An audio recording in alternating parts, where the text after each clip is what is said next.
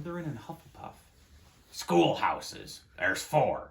Everyone says Hufflepuff are a lot of duffers, but I bet I'm in Hufflepuff, said Harry gloomily.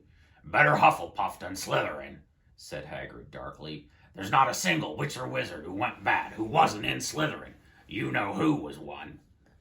You know who was at Hogwarts? Yeah, years and years ago, said Hagrid.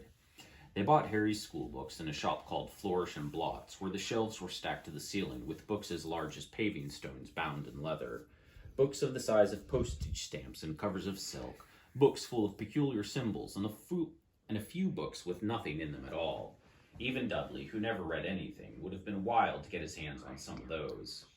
Hagrid almost had to drag Harry away from curses and counter-curses, bewitch your friends and befuddle your enemies with the latest revenges, hair loss, jelly legs, tongue-tying, and much, much more, by Professor Vindictus Viridian.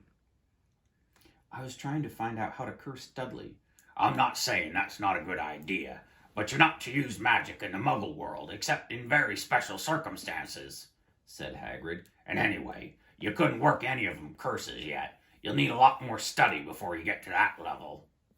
Hagrid wouldn't let Harry buy a solid gold cauldron either. It says pewter on your list. But they got a nice set of scales for weighing potion ingredients and a collapsible brass telescope.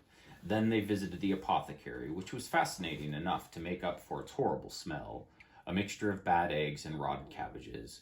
Barrels of slimy stuff stood on the floor, jars of herbs, dried roots, and bright powders lined the walls.